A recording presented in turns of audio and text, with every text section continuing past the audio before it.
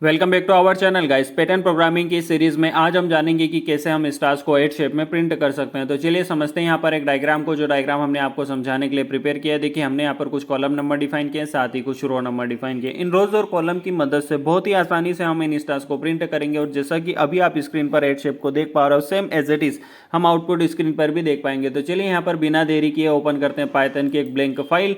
और ये जो डायग्राम हमने आपको समझाने के लिए प्रिपेयर किया है ना, इस डायग्राम को हम डाउन साइड ओपन कर लेंगे, ताकि जब ऊपर हम यहाँ पर इस फाइल में कोडिंग करेंगे तो आपको डायग्राम अच्छे से विजिबल होना चाहिए, ताकि आपको प्रॉपर पता रहे कि कौन से रो नंबर और कौन से कॉलम नंबर पर स्टार्स को प्रिंट करने के लिए हमने करंट क्वेश्चन में कौन सी कंडीशन का यूज किया है। अब बात करते हैं यहाँ पर रोज और कॉलम को प्रिंट करने की, जिसके लिए हम यहाँ पर फॉर लूप का यूज कर सकते हैं। तो मैं यहाँ पर लिख देता हूँ for row in range function. अब आप बोलोगे सर यहाँ पर ये रेंज फंक्शन का यूज क्यों करना है। देखिए बेसिकली रेंज फंक्शन का काम है आपके फॉर लूप को चलाने का। मान लीजिए मैं यहाँ पर रेंज फंक्शन के अंदर लिख देता हूँ 100, तो ये रेंज फंक्शन क्या करेगा, आपके फॉर लूप को 100 टाइम्स तक चलने की परमिशन देगा। किसके ऊपर, रोज के ऊपर। लेकिन करंट क्वेश्चन में हमारे पास रोज की इतनी वैल्यू नहीं है, तो हमें डायग्राम में देखना होगा कि हमारे पास रोज की कितनी वैल्यू है। देखिए हमारे पास जो रोज की वैल्यू है ना डायग्राम में, वो है 0 to 6। उसके लिए हमें यहाँ पर रेंज फंक्शन के अंदर 7 को मेंशन करना होगा। अब ऐसा क्यों, देखिए आपका जो रेंज फंक्शन है ना, वो हमेशा n-1 वैल्यू तक वेरी करता है। तो अगर हमारे फॉर लूप को हमें 0 to 6 चलाना है, तो उसके लिए हमें यहाँ पर रेंज फंक्शन के अंदर 7 को मेंशन करना होगा। सेम काम कर लेते हैं कॉलम के लिए। तो मैं यहाँ पर लिख देता हूँ for column in range function again, ठीक है। और जो कॉलम की वैल्यू है हमारे पास 0 to 4, उसके लिए हमें यहाँ पर 5 को मेंशन करना होगा। अब हमारा यहाँ पर रोज और कॉलम का काम पूरी तरह से हो चुका है, और आपको रेंज फंक्शन भी पूरी तरह से समझ में आ चुका होगा। यहाँ पर अब हमें डायग्राम में ध्यान से देखना होगा कि कौन से रो नंबर और कौन से कॉलम नंबर पर हमें इन स्टार्स को प्रिंट करना है, और कौन से रो नंबर और कौन से कॉलम नंबर पर हमें स्टार्स को प्रिंट नहीं करना है। मतलब स्टार की जगह पर एक स्पेस को हमें प्रिंट करना होगा। देखिए अगर आप डायग्राम को ध्यान से देखोगे ना, तो ये जो दो स्टार्स के बीच में स्पेस है, इस स्पेस को भी आपको प्रोग्राम में कहीं ना कहीं डिफाइन करना होगा। तो ये जो कंडीशनल वाले काम होते हैं कि कहां पर आपको क्या काम करना है, ये बहुत ही अच्छे से हम पाइथन प्रोग्रामिंग में इफ एल्स कंडीशन की मदद से हैंडल कर सकते हैं। तो इस क्वेश्चन में भी हम इफ एल्स कंडीशन का यूज करेंगे। देखिए इफ कंडीशन के अंदर हम वो सारी कंडीशन मेंशन करेंगे जहां पर हमें इन स्टार्स को प्रिंट करना है, और बाकी का जो पार्ट है, मतलब स्टार की जगह पर एक स्पेस को प्रिंट करना है ना, वो वाला पार्ट हम एल्स कंडीशन के अंदर डिफाइन कर सकते हैं। तो अगर आप डायग्राम को ध्यान से देखोगे तो आपको कॉलम नंबर 0 और कॉलम नंबर 4 के सारे स्टार्स को प्रिंट करना है। तो उसके लिए मैं यहाँ पर एक साथ एक कंडीशन लिख सकता हूँ। देखिए मैं यहाँ पर लिख देता हूँ कॉलम इक्वल टू 0 और ऑपरेटर के साथ कॉलम इक्वल टू 4 है। अब इस कंडीशन के साथ आपका प्रोग्राम क्या करेगा, कॉलम 0 और कॉलम 4 के सारे स्टार्स को प्रिंट कर देगा, जो कि हमें करंट क्वेश्चन में रिक्वायर्ड है। तो अगले स्टार्स को प्रिंट करने के लिए अगली कंडीशन हमें यहाँ पर मेंशन करनी होगी। तो देखिए अगली कंडीशन जो हमें मेंशन करनी है ना, उसके लिए मैं यहाँ पर आपको यहाँ पर एक साथ एक चीज बताना चाहता हूँ। देखिए अगर आप ध्यान से देख रहे हो तो रो नंबर 0, रो नंबर 3 और रो नंबर 6 के जो स्टार्स हमें रिक्वायर्ड है ना, वो एकदम सेम है। मतलब रो 0 पे भी वही स्टार्स आपको पिक करना है, रो 3 पर भी और रो 6 पर भी। तो मैं यहाँ पर तीनों रोज के लिए एक साथ एक कंडीशन यहाँ पर मेंशन कर सकता हूँ। तो मैं यहाँ पर उसके लिए लिख देता हूँ रो इक्वल टू 0 और ऑपरेटर के साथ रो इक्वल टू 3 और ऑपरेटर के साथ रो इक्वल टू 6। लेकिन इस कंडीशन में हमें एक चीज और मेंशन करनी होगी, क्या कि हमें देखिए वहां पर रो 0, रो 3 और रो 6 के कॉलम नंबर 0 और कॉलम नंबर 4 वाला स्टार प्रिंट नहीं करना है, क्योंकि उसको हम ऑलरेडी प्रिंट कर चुके हैं।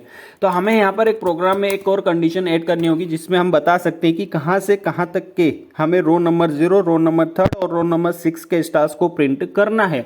तो मैं यहाँ पे लिख देता हूँ कॉलम ग्रेटर देन 0। इसका मतलब क्या है, ये कॉलम नंबर 1 से स्टार्ट करेगा, एंड कॉलम लेस देन 4। इसका मतलब क्या है कि ये कॉलम नंबर 3 तक के ही स्टार्स को प्रिंट करेगा, जो कि हमें क्वेश्चन में रिक्वायर्ड है। तो देखिए जितने स्टार्स हमें यहाँ पर प्रिंट करना था ना, उनके लिए जो भी रिक्वायर्ड कंडीशन थी, वो सारी कंडीशन हम यहाँ पर मेंशन कर चुके हैं। अगर ये सारी कंडीशन ट्रू होती है तो हमें क्या करना है, सिंपल सी बात है, हमें यहाँ पर प्रिंट करना है। क्या प्रिंट करना है, देखिए हमें यहाँ पर प्रिंट करना है स्टार, क्योंकि हम स्टार की मदद से एड शेप को देखने के लिए इस क्वेश्चन के अंदर आए हैं। अब बात करते हैं यहाँ पर प्रिंट स्टेटमेंट अभी भी आपका यहाँ पर कंप्लीट नहीं होता है। देखिए हम यहाँ पर इस प्रिंट स्टेटमेंट के साथ यहाँ पर यूज करते हैं एक एंड फंक्शन। अब आप बोलोगे सर यहाँ पर ये एंड फंक्शन का बर्डन क्यों डालना, इसका यूज यहाँ पर क्यों करना है। देखिए बेसिकली एंड फंक्शन का यूज हम तब करते हैं जब हमें प्रिंट की गई लाइन के एंड में कुछ भी मॉडिफाई करना होता है। फॉर एग्जांपल आप चाहते हो कि आप जो भी प्रिंट करो उसके एंड में 444 आए, तो आप एंड फंक्शन के अंदर 444 को मेंशन कर सकते हो। मतलब मतलब एंड फंक्शन क्या करता है, आप जो भी प्रिंट करते हो ना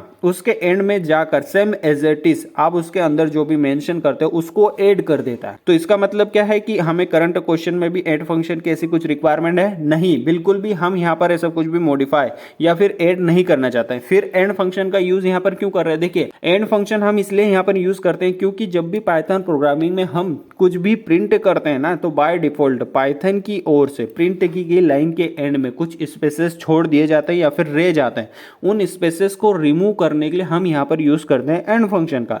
तो आई होप कि आपको यहाँ पर एंड फंक्शन समझ में आ चुका होगा। देखिए अब हमारी इफ कंडीशन पूरी तरह से कंप्लीट हो चुकी है, तो एल्स कंडीशन को डिफाइन करते हैं। एल्स कंडीशन में हमें ज्यादा कुछ नहीं करना है, सिंपल सी बात है, जहां पर इफ कंडीशन के साथ हमारा प्रोग्राम स्टार को प्रिंट नहीं करेगा ना वहां पर हमें एल्स कंडीशन के साथ एक स्पेस को प्रिंट करना है। तो उसके लिए हम यहाँ पर यूज कर सकते हैं एक प्रिंट स्टेटमेंट, और स्पेस के लिए यहाँ पर यूज करेंगे हम एक एंड फंक्शन का, क्योंकि end function same as it is line के एंड में ऐड होता है। तो अगर मैं यहाँ पर एंड फंक्शन के अंदर एक स्पेस को डिफाइन कर रहा हूं तो वो भी same as it is line के एंड में जाकर ऐड हो जाएगा। तो हमारा यहाँ पर कोडिंग का काम हो चुका है, लेकिन फिर भी हम यहाँ पर एक सिंपल सा प्रिंट स्टेटमेंट और यूज करेंगे। अब आप बोलोगे सर ये प्रिंट स्टेटमेंट का क्या यूज है, देखिए अगर आपके प्रोग्राम में इस टाइम पर कोई मोस्ट पावरफुल स्टेटमेंट है तो वो ये प्रिंट स्टेटमेंट है। इसका यूज क्या है ये मैं आपको आउटपुट स्क्रीन पर समझाऊंगा, यहाँ पर आपको बिल्कुल समझ में नहीं आएगा। तो फिलहाल में हमारा कोडिंग का काम तो कंप्लीट हो चुका है, तो इस प्रोग्राम को एक बार रन करके चेक कर लेते हैं। तो इस प्रोग्राम को करते हैं run run run run run to the loop, और बहुत ही बढ़िया से गाइस देखिए हमारा 8 का शेप आ चुका, और ये स्टार्स के बीच में स्पेस थोड़ा कम है ना,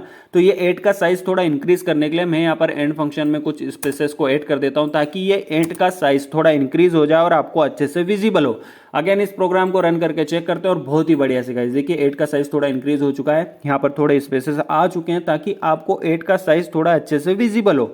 तो आई होप कि आपको 8 का साइज अच्छे से विजिबल हो रहा होगा। अब यहाँ पर ये समझते हैं कि इस प्रिंट स्टेटमेंट का क्या यूज है और ये प्रिंट स्टेटमेंट इतना इंपॉर्टेंट क्यों है। अगर मैं यहाँ पर इस प्रिंट स्टेटमेंट को कर देता हूँ कमेंट, और इस प्रिंट स्टेटमेंट के बिना आपके प्रोग्राम को रन किया जाए तो देखिए आपका आउटपुट जो आएगा ना वो बहुत ही मजेदार आएगा। देखिए मैं यहाँ पर अगेन रन करता हूँ और सारे स्टार्स एक लाइन में आ रहे। क्यों, देखिए आपने यहाँ पर बहुत सारी कंडीशन मेंशन की, उसके हिसाब से आपका 8 का शेप प्रिपेयर होना चाहिए, लेकिन यहाँ पर ये सारे स्टार्स एक लाइन में आ रहे हैं, ऐसा क्यों। और ये प्रिंट स्टेटमेंट के साथ आपका जो शेप आ रहा था वो अब यहाँ पर एक लाइन में स्टार्स को प्रिपेयर क्यों कर रहा है। होता क्या है, देखिए आपका फॉर लूप है ना ये बार बार यहाँ पर रन होता है, तो वो क्या करता है फर्स्ट टाइम में रन होने पर कुछ स्टार्स को पिक करता है, देन किसी लाइन पर प्रिंट करता है। तो अब होता क्या है कि आपके फॉर लूप को इस प्रिंट स्टेटमेंट के बिना एक ही लाइन मिल रही है, तो वो क्या कर रहा है फॉर लूप एक ही लाइन पर स्टार्स को प्रिंट किए जा रहा है। ये प्रिंट स्टेटमेंट अगर आपके प्रोग्राम में होता तो ये क्या करता, आपके फॉर लूप को एक बार रन होने के बाद जब सेकंड टाइम वो किसी स्टार्स को पिक करके किसी लाइन पर प्रिंट करने के लिए आता तो ये प्रिंट स्टेटमेंट उस फॉर लूप को एक नई लाइन देता, ताकि यहाँ पर जो भी आप कंडीशन मेंशन करते हो ना उस कंडीशन के हिसाब से आपका स्टार्स जिस लोकेशन मतलब जो रो नंबर या फिर जो कॉलम नंबर आप मेंशन करते हो उसके हिसाब से जो प्रिंट होना चाहिए उस वे में आपको यहाँ पर प्रिपेयर करके एक शेप देता है। तो आई होप कि आपको ये प्रिंट स्टेटमेंट का यूज यहाँ पर समझ में आ चुका होगा। अगेन इस प्रोग्राम को रन करके चेक कर लेते हैं, और बहुत ही बढ़िया से गाइस हमारा 8 का शेप यहाँ पर प्रिपेयर हो चुका है। अब बात करते हैं पैटर्न प्रोग्रामिंग की इस प्लेलिस्ट की। अगर अभी तक आपने पैटर्न प्रोग्रामिंग की इस प्लेलिस्ट को एक्सेस नहीं किया है तो काइंडली गाइस एक्सेस कर लीजिए। यहाँ पर आपको पैटर्न प्रोग्रामिंग से रिलेटेड बहुत सारे लेक्चर्स मिल जाएंगे, जिनसे अगर आपको पैटर्न प्रोग्रामिंग में कुछ भी डाउट हो या फिर पैटर्न प्रोग्रामिंग की स्किल्स को आप इंप्रूव करना चाहते हो तो यहाँ से आप वो स्किल्स को इंप्रूव कर सकते हो। तो फिलहाल मैं इस वीडियो में इतना ही। Thank you so much for watching and I will see you in next video guys.